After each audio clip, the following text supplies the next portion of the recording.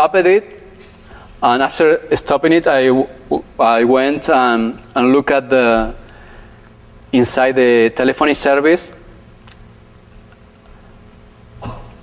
And when I look inside the telephony service, the process handle wasn't there anymore. So I could be sure that the name of the service the name of the service running under system account interacting with the telephony service was the Rassmann service.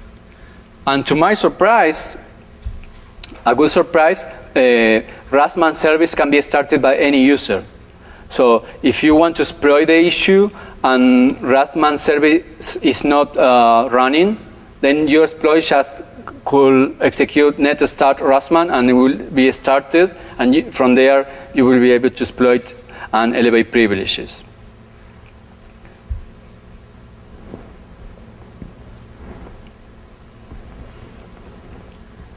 So like I said, on Windows 2003, the tracing related issue on the registry wasn't present, but the telephony service ran on the system account. So exploiting it on Windows 2003 and XP was a lot easier. Just from network service account, local service account, just call the API and elevate privileges. Like I said, the keys on Windows 2003, the permissions were fine. There was no issue with the permissions. But because it was running on the system account, the exploit was even easier than on Windows 2008, Vista, and 7. Okay, then when I was researching all these issues, I noticed some strange registry access. I noticed that some services was trying to access different keys with similar names, but the main key was different. I tried to access first for instance, the H key local machine, and then the H key user, or the H key classes root, and then the H key user, or the H key user first, and then the H key classes root. So I started to look at this. I remember the Windows management instrumentation issue was fixed. So I decided to start looking at the DCOM server process service. This is the service that launches the Windows management instrumentation processes. So I created a filter to look for activity of the DCOM launch service. And I have a test program, a test script that would allow me to launch Windows management instrumentation process running under the network service account. There I run the script, and you can see there this WMIPRBSI.x is the process name of the Windows management instrumentation process. And you can see here it runs in this case under the network service account, and it's launched by this other process, which is the DCOM launcher service, which runs as system. So looking at the permissions here of the Windows management instrumentation process, you can see that it runs on the network service account, but in the permission, in the ACL, the network service account is not present. That was the change that Microsoft did to fix the issue I found in my previous research. So it's not possible for other processes running under network service account to access these processes, because these processes impersonate the system account. If you can access one of these processes, one Windows management instrumentation process, you will be able to elevate privileges. So looking at the activity captured by process monitor, there was a lot of activity there, but I couldn't identify what I have seen before, different subkeys being accessed by the same service. And here you can see it. There is a HKU. This is the SID of the network service account, and this is the classes subkey. So this one of these subkey for every user in the system. You can see here the service, the DCOM launcher service, is trying to access this registry key, which it can access, but then after accessing that key, it tries to access another subkey inside the key accessed before, but it's not found in this case. And after being not found there, the process tried to access the same subkey, but in another key. You can see there. There, it tried to access, and it does successfully in H key local machine. H key classes root key. So in this case, the subkey is present there, but it wasn't present in the other key. So looking at this, I suspected that this could be an issue. Why? Because the other subkey, the H key user subkey, can be modified by the user that the key belongs to, but the H key classes root key can only be modified by the administrator and high privileged user. So if I get this high privileged process, the DCOM launcher process that is running under a system account, if I can get reading a key that I can control, maybe I can elevate privileges or make this process run some code I want. So I continue researching for this. So I looked at the subkey of the network service account, and it was empty. There was nothing there. So the service, the DCOM launch service, never will find anything there. So it was weird for me why this service is trying to access this key. So I started to think that it's maybe when you, in Windows, you decide to install an application for only one user and not all the users. So if an application is installed for all the users, then the information will be located on the H key classes root. But if you install an application for a specific user, then the information will be stored on the H key user key.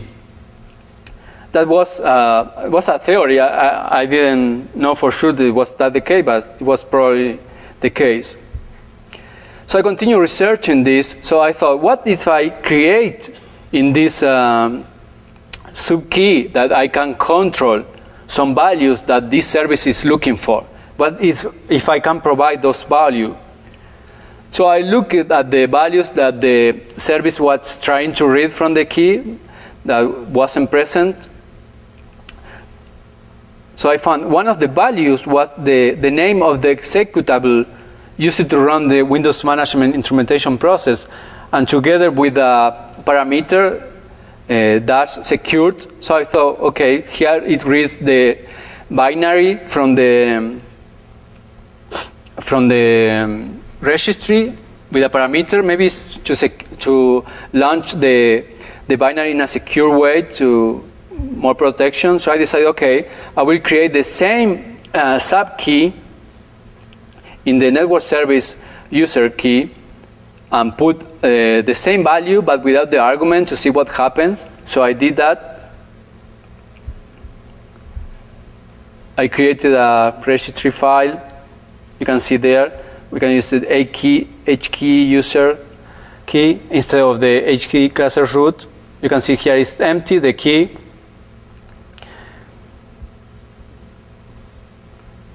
Then I added the registry values to the registry. And then I ran again the test script to see what happens. So I ran the script, and I could see that the value was actually being read by the service. But when checking for the process, if they was running in an insecure way, as it was before the fix that Microsoft provided for the issue, here you can see the value is being read from the H key user instead of the H key classes root. So looking at the ACL, I saw that it was the same ACL. So that parameter with dash secure parameter didn't have any effect on the process. So I decided to continue looking for other values that I could modify So looking at, I noticed some app ID subkey. It was looking for that subkey in a key user key, but it wasn't present there. So I said, okay, I will look at this value, create this value in the registry, and run another test to see what happens. But I have just to find some specific value to use, some specific value to change, to try to change the behavior of the Windows management instrumentation process to be able to exploit it as I exploited before the fix, the Microsoft fix. So I continue looking for values. You can see there are a lot of registry key and values there. So until I found some value that was interesting for me. It's called app ID flags value, and it has a data value of 2. So I looked for this value on MSDM, and I found it. And you can see in the description they say a set of flags that control the activation behavior of a COM server. And you can see in the value of 2, you can see the word secure server process. So I say, okay, the value 2 is to secure the process. What happens if I provide the value 0? The 0 value is not here. So the first thing that came to my mind to try was, okay, let's change the value to 0 and create the value in the HKey user subkey. So I created a registry file and appended it to the registry.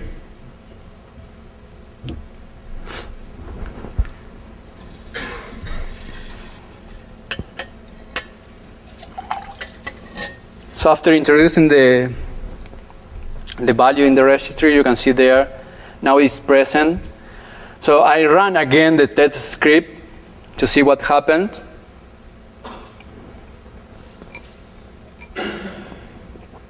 First, I have to clean everything to leave it ready for the test. So I ran the test script. The Windows management instrumentation process was created.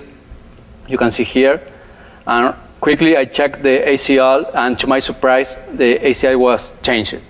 You can see there, now network service has full control over the process. That means that I can exploit the same issue that was fixed by Microsoft.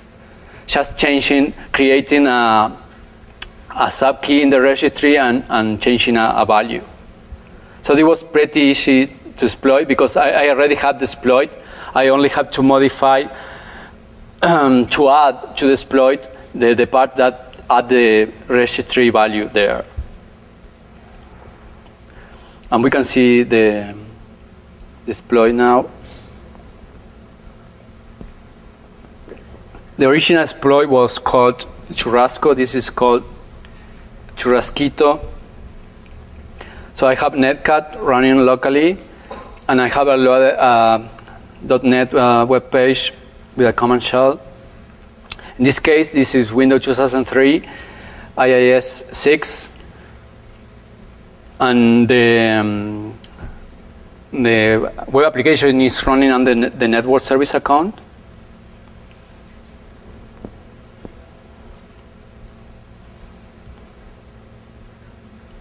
So I uploaded the exploit to the server, set the exploit path, the remote IP and port, and run it. And this exploit could take more time because it does more things before changing the registry value, but sometimes it's quicker. So here I got the remote shell running a system account. It's almost the same exploit present in my previous research, but just changing that to add a value to the registry.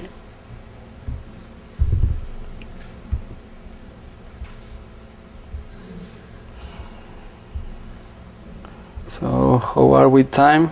We are fine.